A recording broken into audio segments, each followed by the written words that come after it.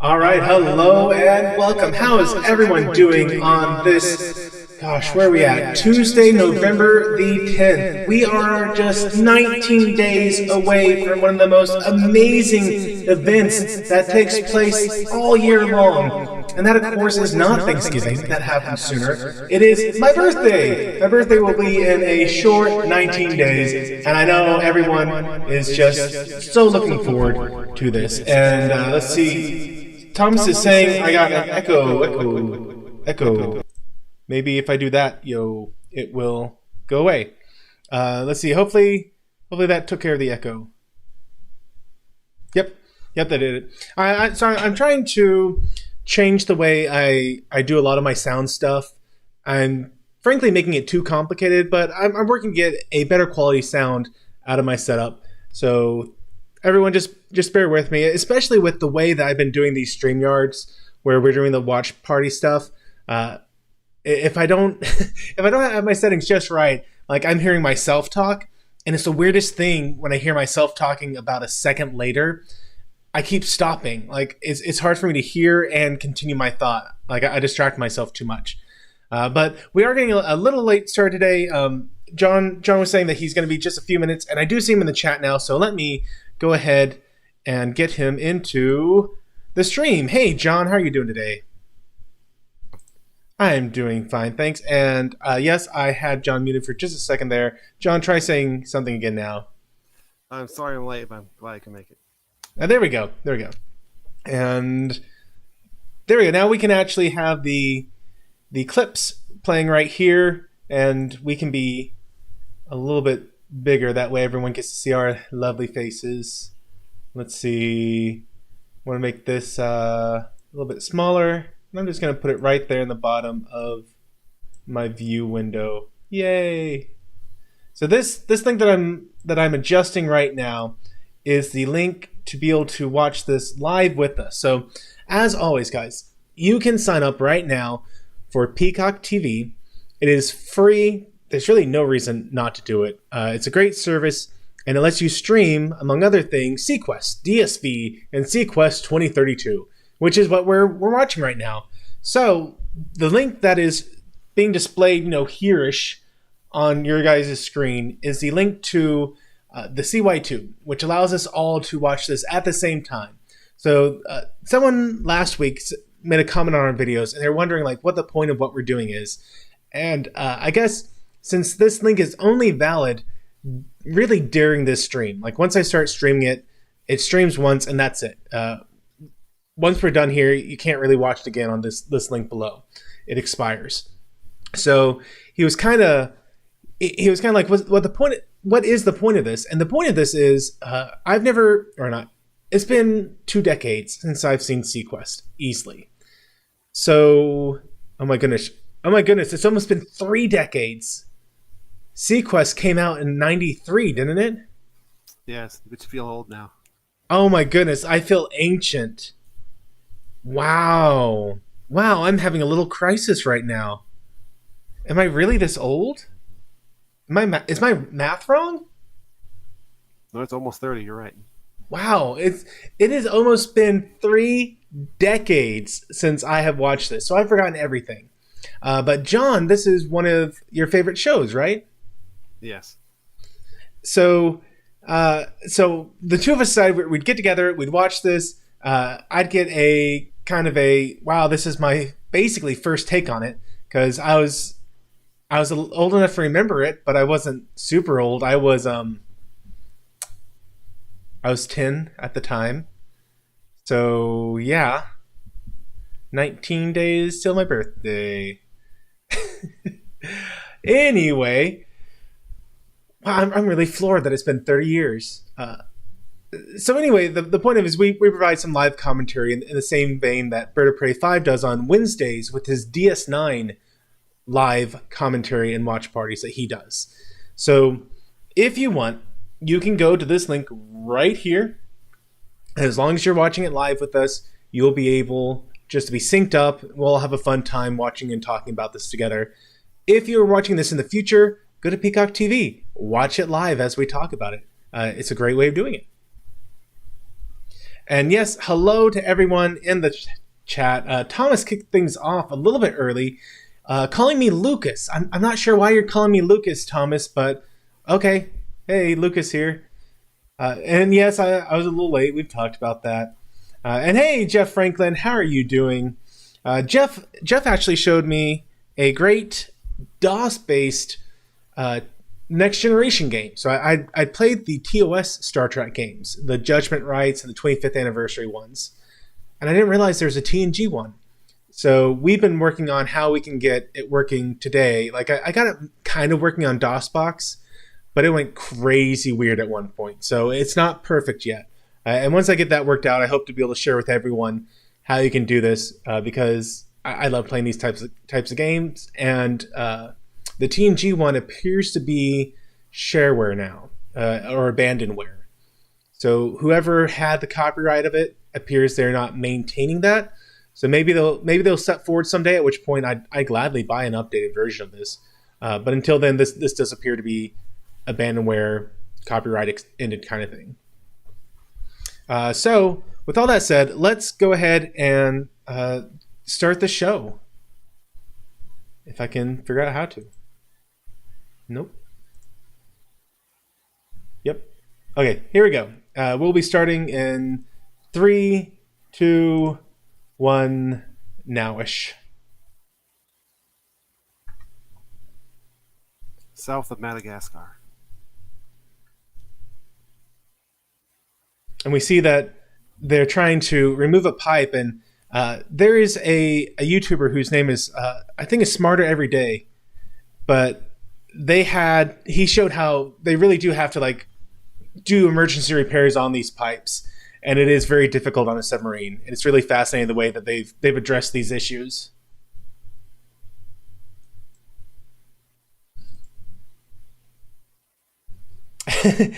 And Hitchcock is complaining, who built this thing?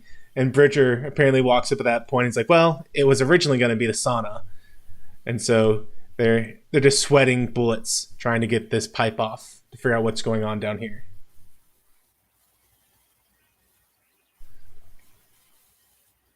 And apparently in the middle of this pipe, there was a single temperature controller IC.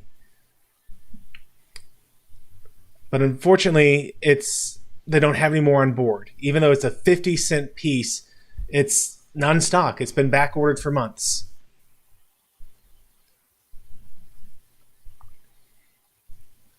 The bureaucratic mentality is the one constant in the universe.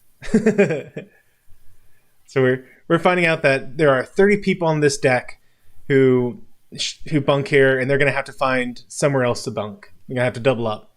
So they get off this mag lift, and I love this moment. So they just start shuffling off all dreary-like, and Crocker steps out. He's like, hold it, everyone. He's line up, 2 by 2. You are military officers, and you're going to act like it. I really love Crocker's character. They make him a little she shanty piratey at sometimes, but all the other times he's just such a perfect kind of sergeant level individual.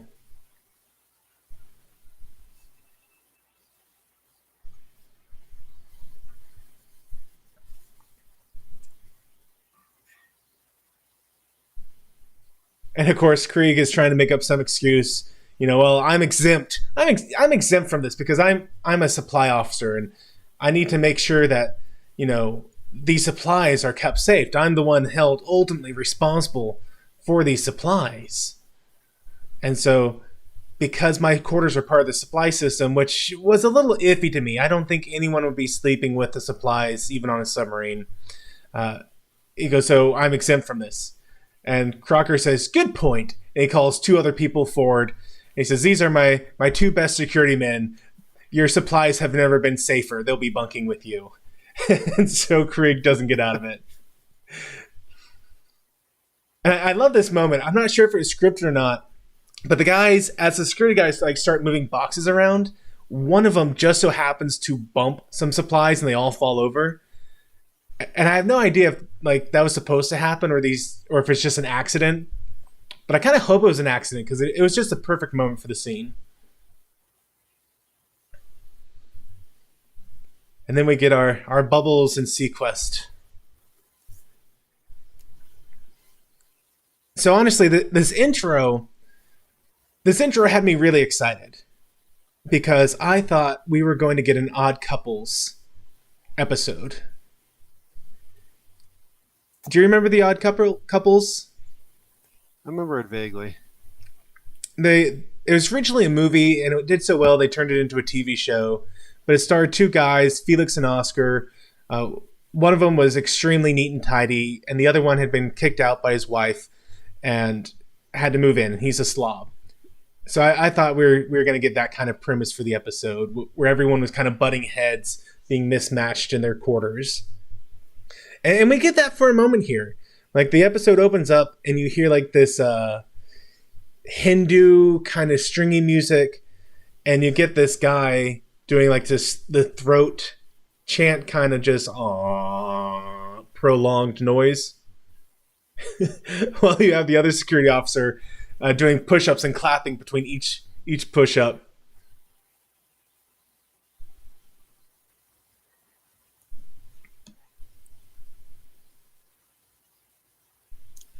The Craig tries to pull that he's a superior officer, and nobody's impressed. Yeah. Yeah, the security officer is like, "You made me lose count, sir." And so he's like, "Yeah, okay, excuse me, carry on."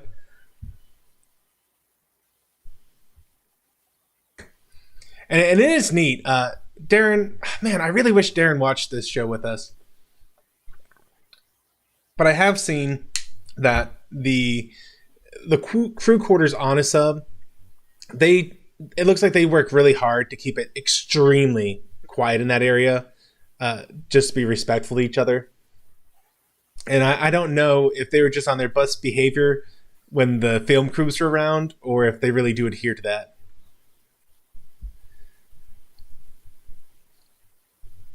But here we see that Bridger's been on hold with tech support for like half an hour, trying to get a hold of the supplier. And yes, Thomas, this is the episode apparently with the talking penguins. I must have missed that moment.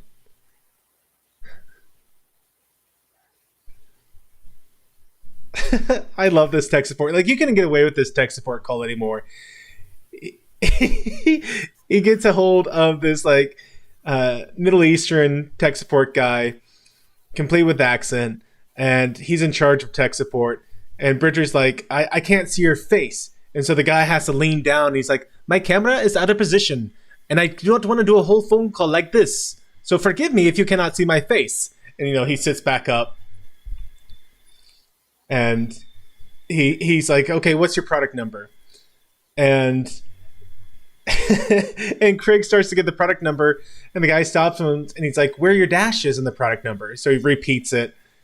And so he's like, "Well, what's your authorization number?" So Craig starts to give it, and the guy goes, And he's like, "Excuse me, my authorization number is UA-S34-," and like finishes out. And so they are told, like, "Well, we have it in stock, or it says back ordered." And he goes, "Well, when can we expect it?" And he goes, "I don't know, not fulfillment." Have a good day. And so he's like, "Well, I want to speak to your superior officer." Customer service never changes.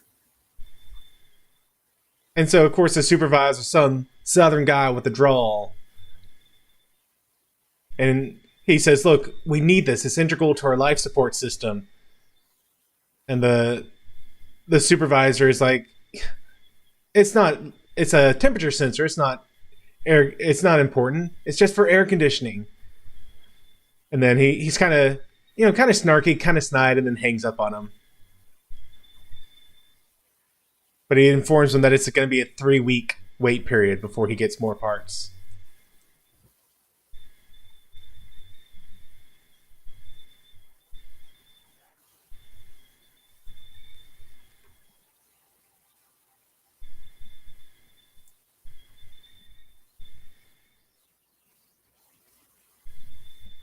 So we find out that, well, Craig has some backdoor connections. A guy named the Regulator and Bridger is extremely unhappy about this. He's like, no, that guy's a thief. He finds sunken ships before they even sink, and he steals their stuff off of it. He says, end of story. We're not doing it. So he walks across the hallway to his room, and he finds Lewis just, rocking out on the air guitar, and the professor hologram's been replaced with some long-haired rock guy. And he's like, okay, fine, you're right. I don't want to know anything about it. Just get the parts. And so Lewis comes out, and he's like, well, and Craig says, yep, we got it. So the two of them were just in cahoots together.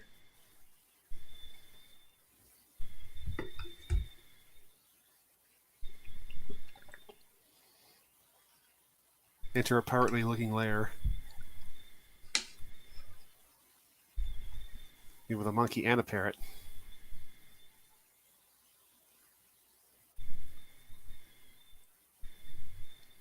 And so we get this long sweeping shot of this guy's lair, hidden volcano base, whatever it is.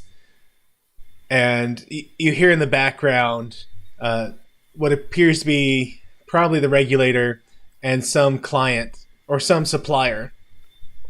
And he's saying, I'm supposed to be on the forefront of technology, and you're bringing me the back end of software. And he's saying, you've cheated me. And he, throws the software supplier into a swimming pool, gives him a air tank, and tells him to swim back home.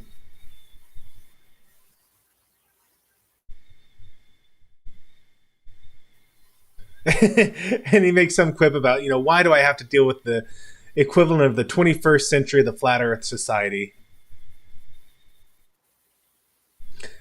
And he sets the monkey down in front of, orangutan down in front of the video camera and has it pop up on the view screen as Krieg and Lewis try to get a hold of their parts.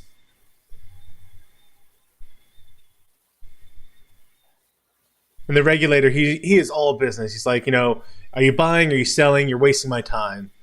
And he says, it's going to take 500 credits for a 50-cent part, 200 pounds of bananas, and some nitro. And Craig is like, come on, it's a 50-cent part. And so the monkey ape is about to hang up. And he's like, fine. 500 credits. But I can't get you 200 pounds of bananas. We'll get you all that we can, but I can't get 200 pounds. We don't have it on board. So they make a deal. And the Regulator says something about, what happens, or what this means. It means blood, something like that. The line didn't make really much sense to me in context of the episode.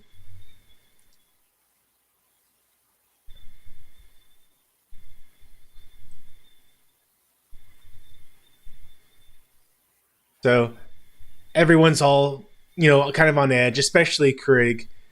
And he's just, counting it over and over again. The 500 credits. UEO credits, I believe it was.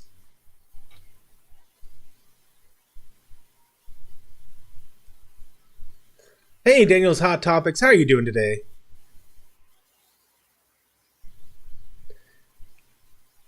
So here we get the first true look at the Regulator, and for the way they drummed him up, I was not impressed with his outfit. Like, I just can't see this man being intimidating. I expected, kind of someone Dwayne "The Rock" Johnson, and instead we get I forget the name of this guy, but he appeared in The Abyss and other such movies. The ape is the real muscle. Clearly.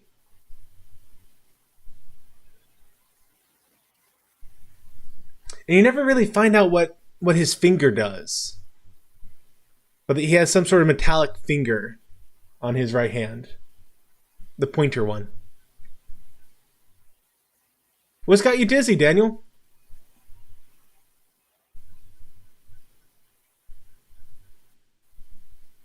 So the regulator is about to hand over the thermal chip, but he says, you know what? Before I give you this, I'd like to see your boat.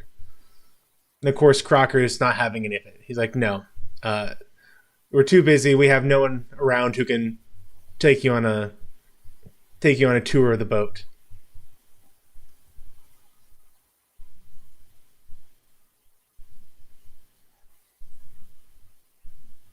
Crocker ain't budging.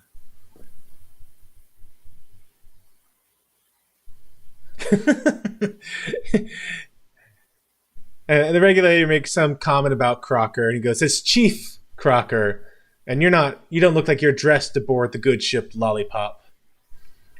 And just then, the orangutan goes wandering off so the episode can happen. I kind of felt like the start of this sequence really felt like just killing time for it to happen, or for like they need to really draw out the episode length, it seemed like, because not much happens throughout this. Like at first I thought maybe this is how the regulator gets aboard ships and steals things. And you do see Vern kind of has some quick hands, it seems. And Vern's is the orangutan name. But like the regulator never really takes advantage of the situation. So it seems like he was as equally caught off guard as everyone else. And so Crocker asks this guy, have you seen anything unusual? And he gives the regulator this weird once over, and he's like, "Is that a trick question, sir?"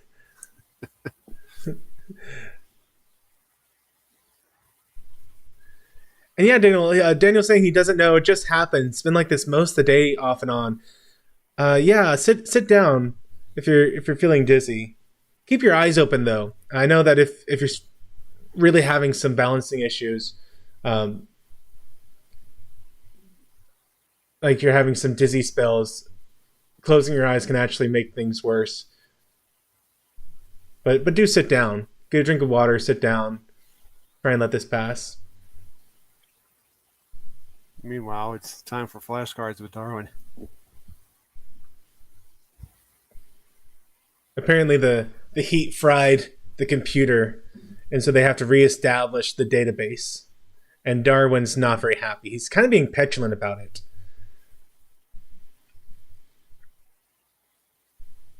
But I guess 100 degrees was just too much for their hard drives.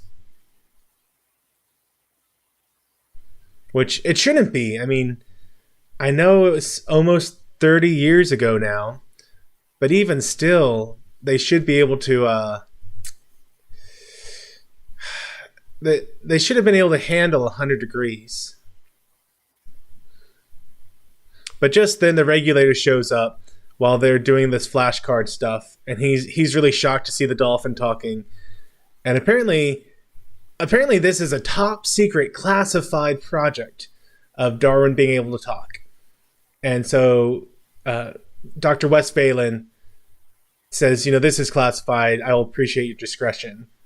And for some reason, Lewis is just like floored by the regulator. And they do this weird handshake thing like this. Like, I thought maybe this was going to be some sort of secret handshake, but no, they're just having this weird moment. And Lewis, he's only like 15, 16, so this is really kind of weird.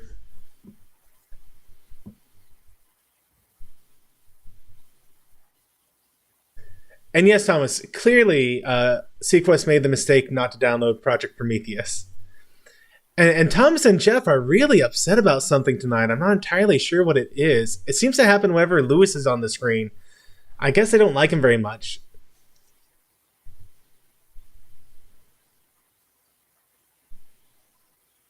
And so as Bridger is leaving the mag lift, Vern shows up and enters it.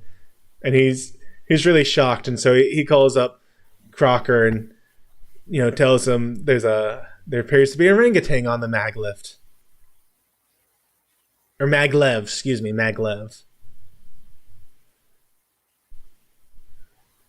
So an orangutan and a Darwin walk into the sea deck.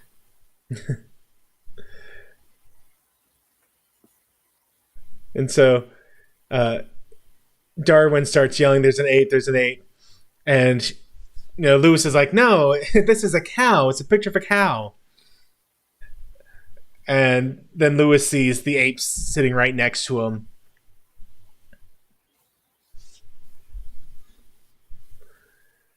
Jeff is saying, "Life with Marcus. I'm not mad at Lewis on the screen because there is no Lewis on the show." Yeah, he's right there. Oh, okay, not right there. That's the Regulator.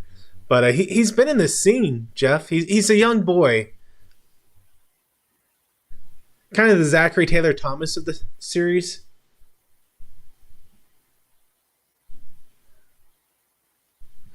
But anyways, the Regulator pulls out a thermal detonator and everyone backs off for a little bit. And then we find out that Bridger and the Regulator knew each other. And he's like, "Yeah, I thought that was Vern."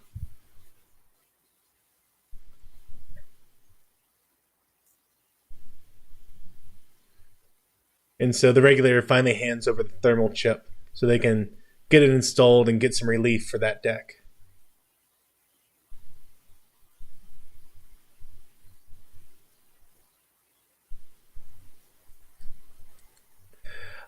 Jeff is saying, "Life with Maximilian. I believe you are confused. Are you ill? There is no Lewis." Well, first of all, I'm pretty sure it's spelled Louis. That might be your confusion there, Jeff.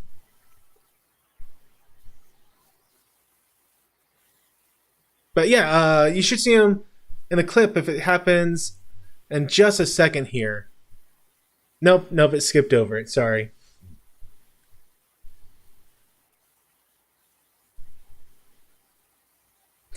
But the Regulator, at one point during all this, he did make a comment about how he doesn't believe that animals should be trapped against their will. There we go. There's Lewis, right there. You saw him for just a second.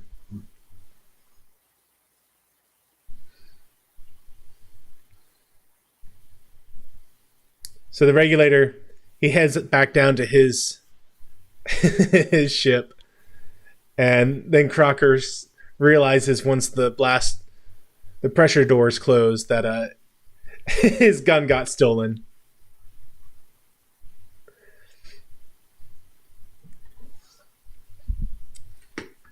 And Thomas is saying that I'm possessed.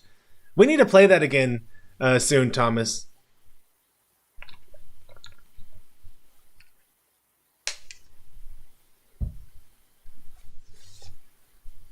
You were saying you're off work, what, Thursday?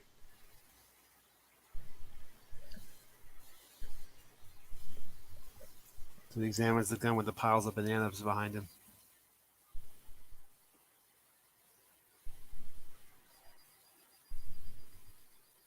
Which, 200 pounds of bananas, I don't think even an orangutan could go through 200 pounds of bananas before they spoiled. I mean, I guess you could freeze them, but I don't think they'd freeze that well for that long. Like, I certainly like a good frozen banana. You break it up, put it in a smoothie. Real nice, but I don't know.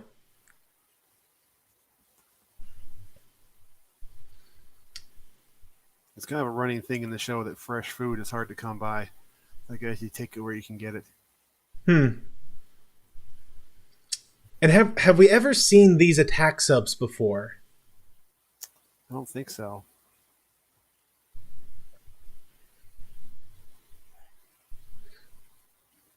So Bridger contacts Crocker and says, just come back. And Crocker's like, "But he got my gun. I need to get it back." And Crocker says, "This is just the price of doing business with this man. He's a thief. He got it. It costs more in fuel than the gun itself costs. We'll just get a new one."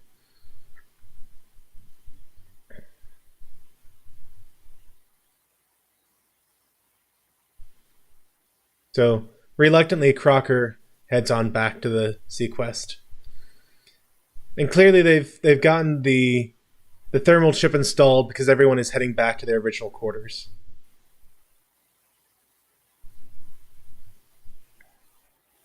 Hey, LDG, how you doing?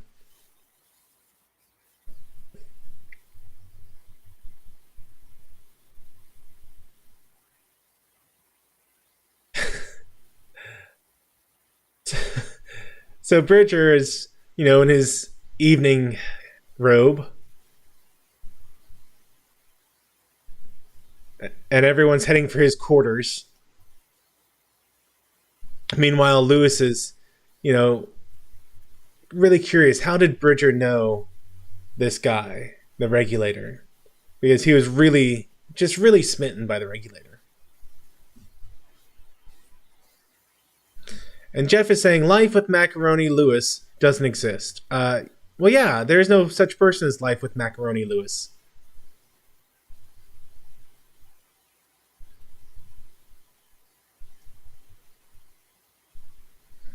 So we start to get kind of the Wikipedia entry for the Regulator.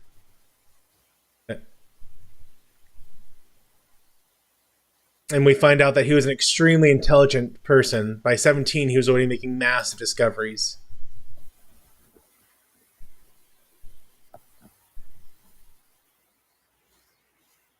And we find out that he was doing this experiment to allow mammals to breathe underwater, where it was an oxygen-rich solution, and you see this mouse in a water tube. And apparently, he was trying to adapt a miniature hemosponge. This you saw it a second ago on the screen. This weird device that looked like a sponge with some breathing tubes. He was trying to surgically implant it into some animals, but it never worked. And he tried to make the first environment under the kind of like a resort under the sea, but it didn't work either. So eventually he burned down his houseboat and committed suicide, apparently. And yes, Robert, more Star Trek Under the Water Ice. It's really a good description for it.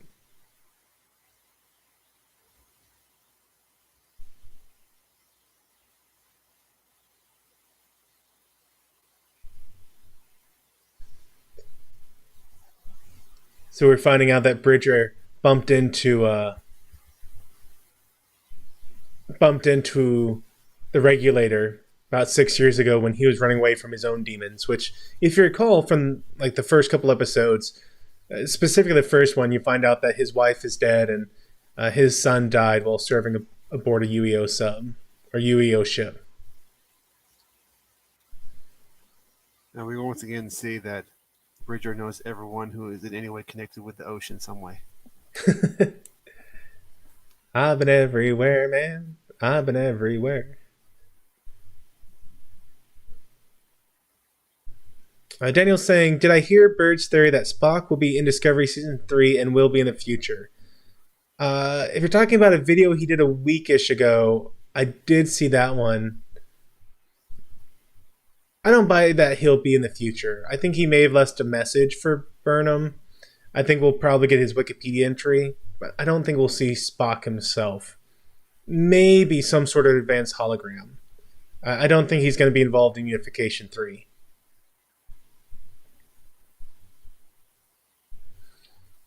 And so here we see that the Regulator and Vern were waiting, I guess, just outside sensor range of the SeaQuest to catch Darwin.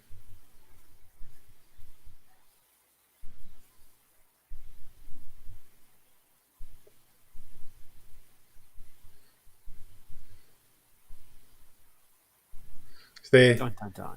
Yeah, they get out of there with Darwin strapped to the front of their big rig. And then we get a caption that tells us the Regulator's Lair. I think it's great.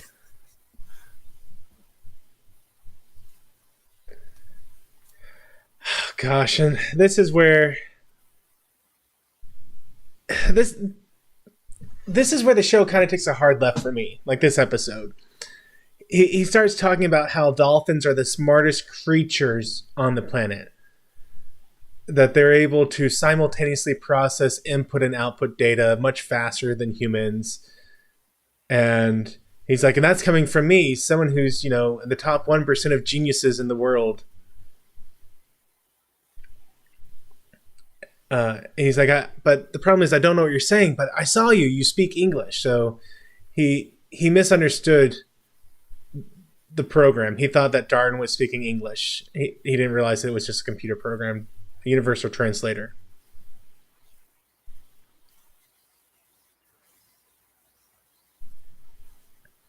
But he's basically interrogating Darwin, saying, hey, you have this sphere, and I want to know what's in the center of it.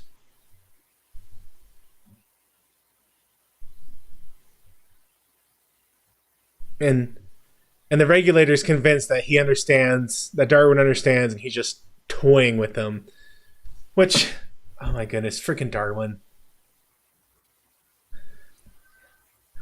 But this guy is just obsessed with this, what did he call it? Spherical evolution concept.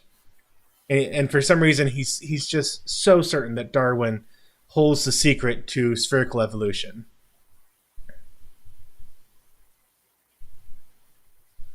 Yeah, he's not the smartest, Thomas.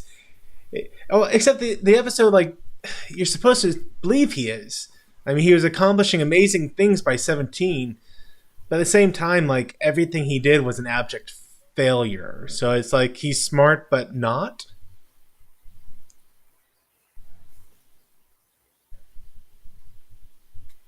Smart but clueless at the same time. Yeah. He kind of became so smart he circled back to stupid, I guess. Yeah. But Ortiz and Crocker are letting them know that they haven't seen Darwin in a long time. And so Bridger tells them, well, keep their eyes open. And Lewis is really upset that that's all they're doing. That they're not somehow being more aggressive in finding out what happened to Darwin.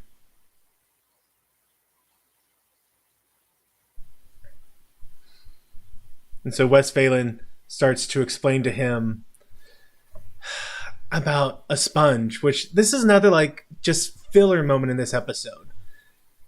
Because it doesn't actually impact anything else that's going on in the episode. But she's talking about sponges and how they're able to process 600 gallons of water a day.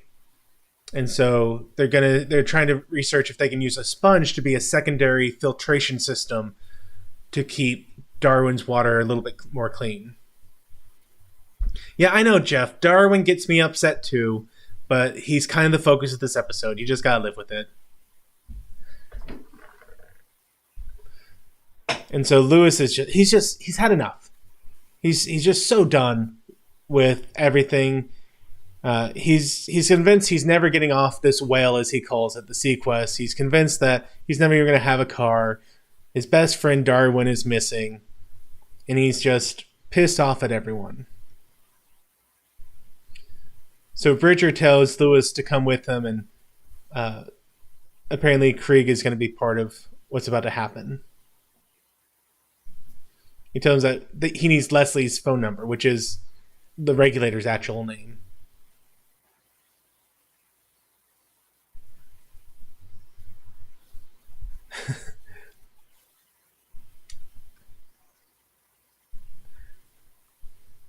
So here we see that, Lewis is kind of confused. Why are you calling up the Regulator? Do you think he can help you find Darwin? And Bridger says, no, I think he took Darwin. And Lewis immediately jumps to his defense. But, sure enough, he says, he gets a hold of the Regulator. He says, we want Darwin back. I want my dolphin back. And the Regulator says, he's not your dolphin. You can't have him back.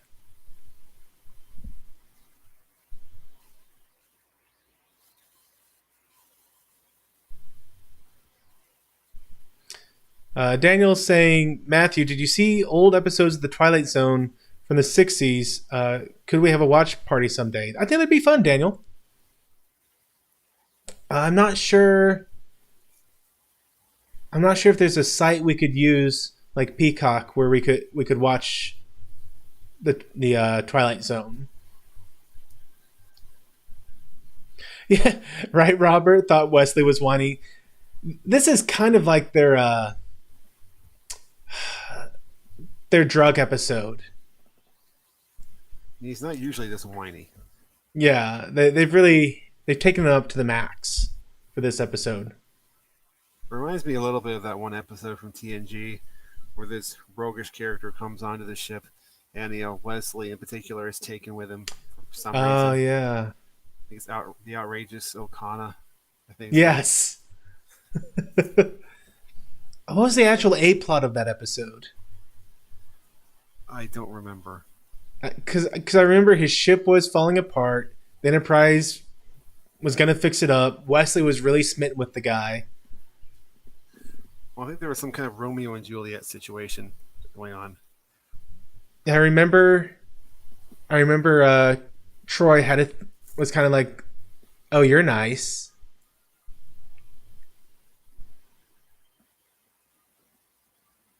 Oh, Thomas is saying that Twilight Zone is on CBS All Access. Is that the original or is that the newer stuff? I think the original one's on Netflix.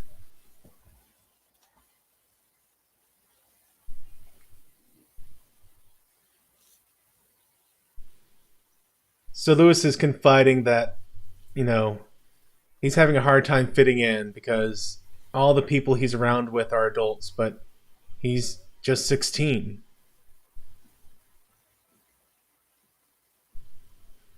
And so Bridger's kind of, trying to encourage him. He's like, look, the normal 16-year-old part of you hang out with people like Krieg and Ortiz, which I understand Krieg. Krieg is very much emotionally, should I go with immature? We'll go with immature. But Ortiz, I thought Ortiz wasn't at Krieg's level. He says, but the adult part of you, the very intelligent part of you, hangs out with other people. And so Lewis is kind of feeling like Bridger's asking him to leave, but Bridger says, no, I want you to listen.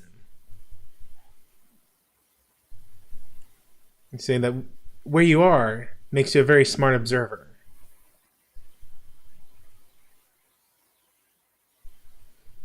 And Lewis is just unloading. He's like, look, the reason I'm here is because my father put me here. Because my father didn't want to have to deal with me. But Bridger is saying, I think the truth is your dad was just afraid that without the discipline we offer here, you might go down the same kind of lifestyle that the Regulator went down. Zachary Gibbons, how you doing? Not Lewis Lucas? Not sure what you mean there, Zach. And so they're all putting these orange earplugs.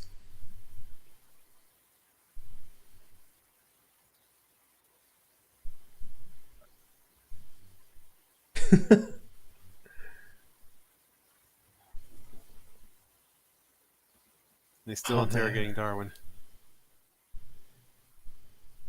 This guy, this scene. Hey, Springtime, how are you doing today?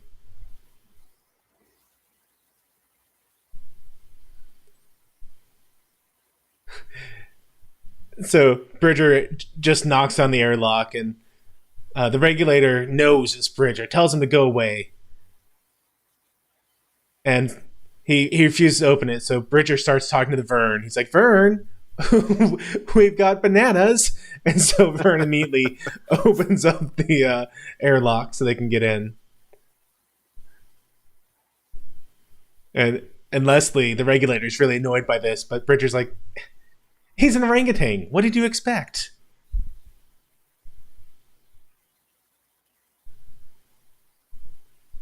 And so the Regulator pulls out the thermal detonator again, and Lewis is just shocked, like, you stole Darwin. And so then we see that he's really obsessed with spherical evolution.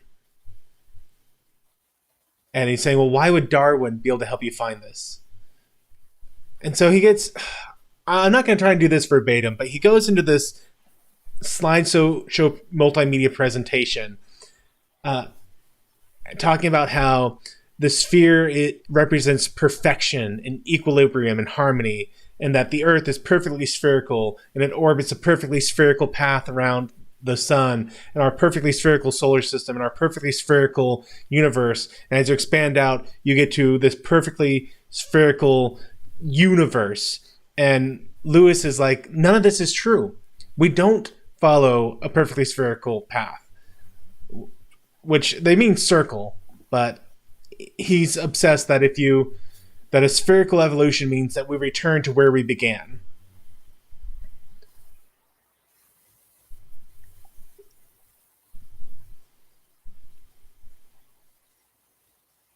And he's convinced that Darwin holds the answer to figuring out spherical evolution, that because man left the ocean, in order to perfect their evolution, man has to go back to the ocean.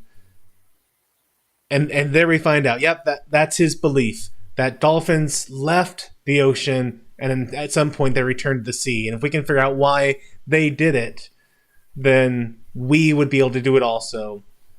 And so I actually tried to look up spherical evolution. I couldn't find anything online that talked about what he's talking about. I think they may have made it up just for this episode, for him to be kind of this crackpot theory. Oh, yes, Zachary. I am doing it on purpose. Several episodes back, I called Lucas Lewis, and I figured I'm just going to stick with my screw-up. But apparently every time I do it, Thomas loses a minute of his life. So, sorry, Thomas, but yes, Lewis. There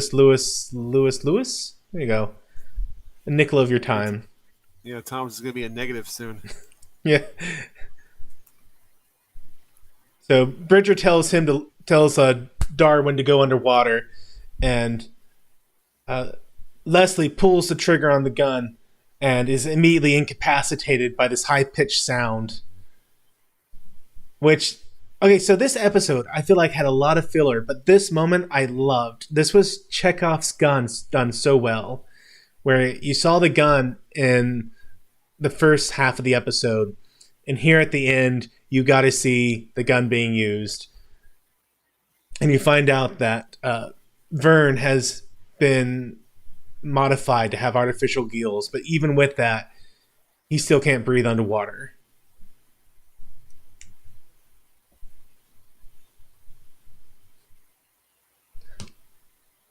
Let's see. Springtime is saying, Matthew, you do know that this show is about the past and not the future, right? So technically speaking, Springtime, this show, I think it still takes place in the future. Help me out here, John, because I think... Yeah, the show starts, I think, in 2018. Why do they call... So is there like a time gap between season 2 and season 3? Yes, between 2 and 3, there's a big time jump. Oh, okay. Okay, so I've been assuming, because I knew season 3 was DSV 2032, so I've been assuming that this takes place in like 2029. So okay, yes, this is a show about the future of 2018.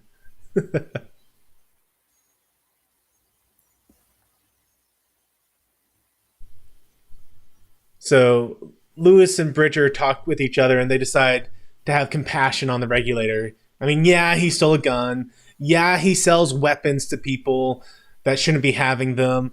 Yeah, he kidnapped Darwin, but gosh darn it, he's a nice guy in the end. So they bring him on board to showcase this classified information, and Lewis explains that Darwin doesn't speak English. There's just a program that translates it back and forth. And so they've been explained that, the universal translator for Darwin is broken. The heat overloaded the databanks. They've been trying to repair it and rebuild it. But, we'll try. And so Leslie Farina introduces himself. And he asks if he can ask him something.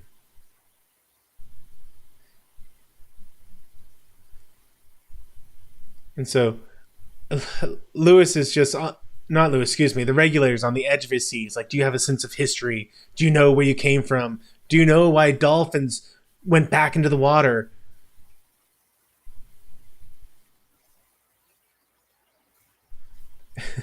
And Darwin's like, well, Swim.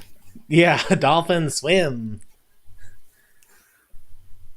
But of course, that's not enough for the regulator. He's like, no, I need to know more.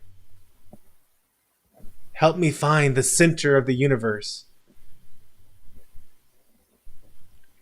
And so Bridger tries to break this down a little bit further. He's like, do you know where the center of the universe is?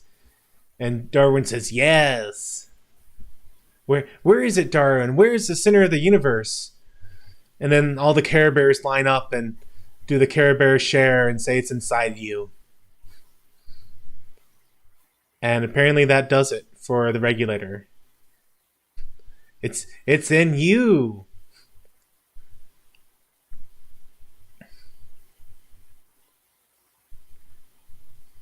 And here we go out of the episode. I guess that was their everyone on the bridge laughing moment.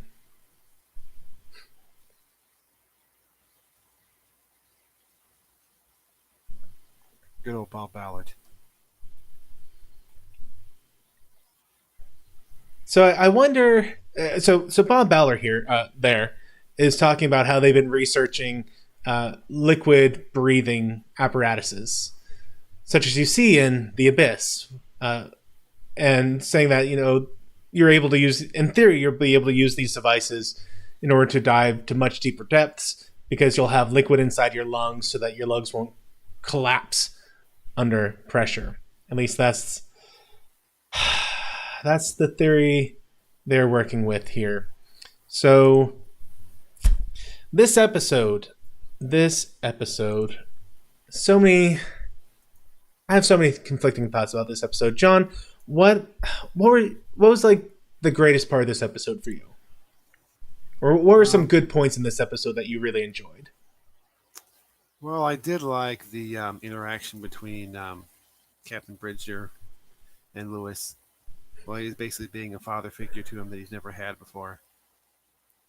So I thought that was nice. But I think most of this episode was nonsense. Yeah, there was a lot of funny moments in it. I liked how Crocker, reprimanded everyone for shuffling off. I felt that was very authentic. There were definitely several minutes just made me laugh. I enjoyed those moments. The tech support call. Really, like, I found it had me in stitches the first time I watched it. Yeah, it was funny. Oh, I got letters on my head? Sure do. I can take that off now. Thank you, Thomas. What were the bad parts for you?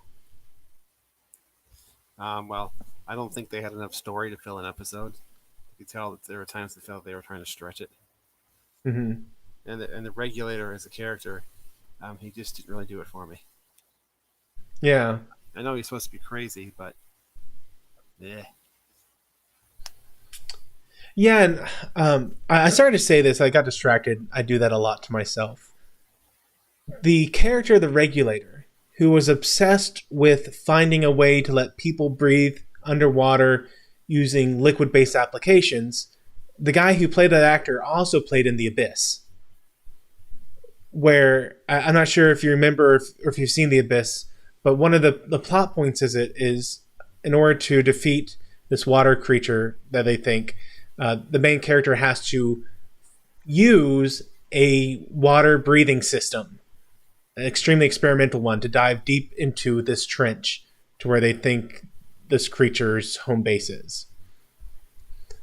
So I kind of wonder if they specifically chose him to kind of mirror, like, hey, the Abyss did water breathing, we're doing water breathing, or we're focusing on a guy who did water breathing for his research. It could have been coincidental, but I wonder if they did that. But if they specifically said, we want this guy just to kind of like link up here, I think they messed up. Because like you said, John, the regulator character, it didn't match up. Like I said, I expected a Dwayne "The Rock" Johnson. I expected a Vin Diesel. And then you see him, and he's just like this scrawny guy. I'm like, this guy can't throw someone into a pool. This guy's not intimidating. Yes, Springtime. Thank you. He was the guy with the pet rat.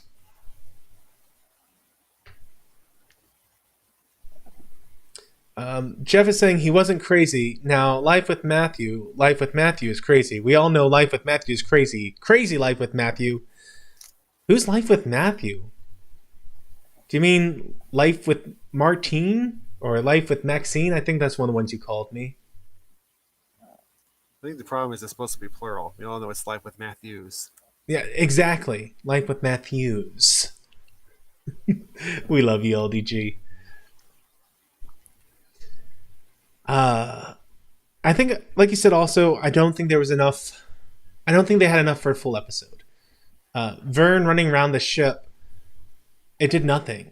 Like, and they could have fixed it. Vern could have been running around the ship, and while Vern was doing stuff, he could have been stealing lots of things instead of just one single gun. Or while Vern was running around the ship, the Regulator could have taken that time to go into areas where he shouldn't have been, beyond just casually walking in with everyone else into Darwin's chamber. And then also the scene with talking about the sponge filtration. It's like there are just one too many pauses in here where they wanted a pause and the show needed a pause. They recognized that. The writers are good writers. It's just, for whatever reason in this episode, they didn't have a way to make that pause happen organically. And just as an example of the fact that they are very good writers and they normally do a great job with these moments, is at the end of the episode, you had Bridger and, just for you guys, Bridger and Lucas sitting together having this really great talk at the end about how Lucas's emotional maturity, his intelligence and maturity outpasses his age, and he's caught in this odd kind of duality between being immature and being extremely smart, but at the same time not having any people his own age to interact with. And so that moment was a great pause in the action of the episode, and it showed a lot of the way these two characters interact together. So it actually served a purpose. But there were just way too many moments throughout this where they knew the episode needed to pause, but they didn't have a really good way to make it happen. Springtime is saying the SeaQuest is a nuclear-armed submarine. He shouldn't have been able to get in the sub, or she should have been killed. Oh, okay, so that's true, Springtime, but he did have the 50-cent computer chip they needed, the IC, that was going to be a temperature regulator. Like, that was the whole point of why he was on the ship, that he was the only one who could get this temperature regulator so that they could fix it and everyone could be in their own quarters again. So, I mean, technically, they shouldn't have even been dealing with the guy, but they did make an exception, so it kind of worked out, especially because the ship is kind of this odd hybrid between military and civilian ship.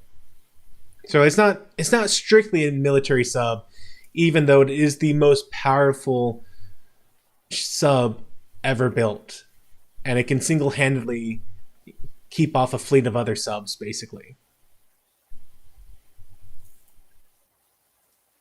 Let's see, were there any other bad parts? Oh, the spherical evolution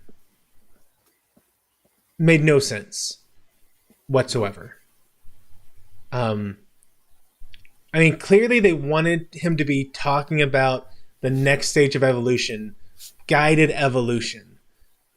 And when I did some, like 5 minutes worth of Googling, I did see like one site that talked about spherical evolution in the sense of what if you could guide yourself, and talking about how in the past 10,000 years, it seems almost as if humanity has been guiding their own evolution. Very much kind of navel-gazing, mystical nonsense stuff. So maybe someone read this one book and latched onto it. Maybe this was a webpage made because someone really liked the idea of spherical evolution as presented in this episode and ran with it. I don't know. But the way they presented in the episode really, it came out of left field. It made no sense whatsoever for for what he was trying to do. I almost could have accepted more that he wanted Darwin to somehow improve his research for the combination of gills with a air-breathing mammal. But then it could have been any dolphin. So, I mean, it broke down at that point. So, yeah, unfortunately, this episode, I'd have to call it one of my least favorite episodes so far. I think that every other episode was a decent enough watch. There are ones that I'd have fun rewatching. This episode, I'd probably skip it next time around. Well, except we have that moment between Bridger and Lucas. Because of that moment, it really does develop their characters, so there are redeeming aspects to it. It's probably one I'd watch on 2.5 speed. Really, even a relatively bad episode still has worthwhile moments in it. Yeah. Springtime is saying, Matthews, remember that in 2018, YouTube was banned, so crazy YouTube freaks had to become deep sea arms traffickers. What will I be up to in 2018? Oh, who knows? Okay, so that's an interesting question. John, if you lived in the world of SeaQuest, where there were resorts underwater, where there were, entire cities that you could live in underwater, would you be trying to do underwater stuff, or would you want to be on land still? Considering that I'm not a very adventurous person, honestly, I think I would still be on land. All right. See, in real life, my programming work would keep me on land, I think. Although, I mean, there's a lot of oil and gas refinery going on in this series, so maybe I'd have to do some pad sites underwater. I think it'd be fun. It's interesting because it's like if you had the opportunity to be on a starship or be on a regular planet, which would you choose? No, when I was a kid watching Star Trek, I definitely would have chose to be on a starship. But now that I'm older, I think about all the people, those red shirts that died in horrible ways. I'm not so sure anymore. Yeah, you can see I'm sporting my red shirt. I'm ready to make a noble sacrifice for the team. Someone's got to be the first one to go poke a hoarder with a stick. Might as well be me.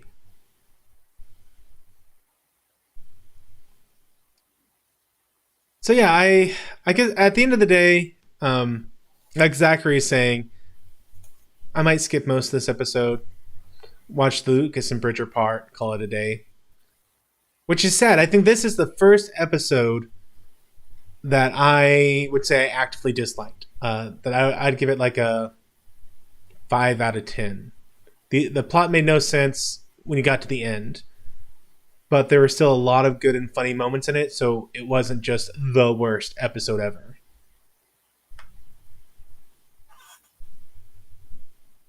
And Zachary is saying that he would choose the starship unless we're talking the starship from the movie Alien with the alien on board.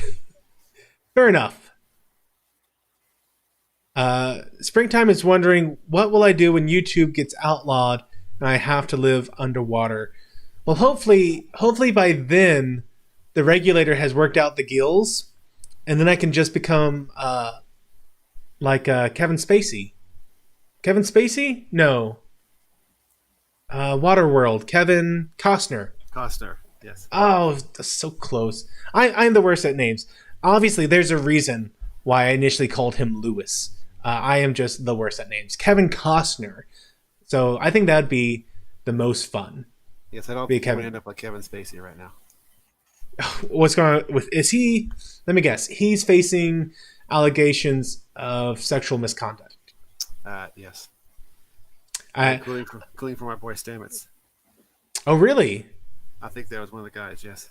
Wow. Yeah, I had no idea. You could show me a picture of Kevin Spacey, and I'd probably get his name wrong and think he was someone else. I literally made a shot in the dark on that one. Zachary, who would Anti-Trigger be in Waterworld? Well, he would obviously be the main villain. Yeah, he would absolutely be the main villain on the oil tanker. With spouting random bits of Bible verses.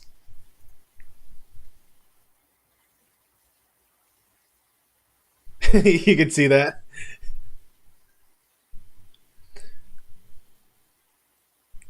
Well, John, thank you as always for hanging out with me and doing with this. I'm glad you're able to get things wrapped up and join me for the stream. Yeah, thanks for putting up with me being late. Well, I mean, I was pretty late last week, so fair is fair. So for next week, there will not be SeaQuest. Anti-Trigger and I on Thursday will be doing a double movie review. Plan 9 from Outer Space, and It Came from Outer Space, I believe is the second one. Which the second one is supposedly the movie that inspired Alien. So I have never seen any of either one of these two movies. I'm really looking forward to it. I did see a single scene from Plan 9 when they were flying some airplane, and it was clearly not an airplane. So I am so looking forward to this next week. And then the week after that, I believe John and I will be doing this again. I know we got to figure it out because a lot of Thursday nights, or like every other Thursday night, I have a church group thing I go to. So we'll work it out, guys, and I'll try to make sure I give you plenty in advance so that you can join us each week on our SeaQuest reviews. And Tim Chris is saying, AT is not the deacon. I'm the deacon. Okay, Tim. AT lacks something the deacon has. It's called charisma. AT is more like the guy that took Kevin Costner's boots. Okay, gosh. Here I am trying to wrap things up, and you got me asking questions instead. Who do you think, of all of us in this community, who would be the guy measuring the oil down the tanker? The guy who, at the end, when the oil is exploding up, he says, "Oh, thank goodness." He lives his whole life in the dark. I think Bird would be the kind of lazy response for that one. Me? I'd be the one in the dark. Aw, I was hoping I'd be Kevin Costner. All right. I'll be the guy in the dark. Oh, thank goodness for blowing up now. Well, guys, we will wrap this up. Thank you so much for joining us. And as always, may the Lord bless and keep you. May he cause his face to shine upon you and be gracious to you. May the Lord lift up his countenance upon you and give you peace. Amen, everyone. Bye. Thank you so much for watching this video. If you liked it, please share it. And as always, don't forget to like, comment, and subscribe. And if you haven't already, be sure to hit that bell icon to be kept up to date with all the new videos that I release on this channel. And as always, may the Lord bless you and keep you. May the Lord make his face shine upon you and be gracious to you. May the Lord lift up his countenance upon you and give you peace. Amen.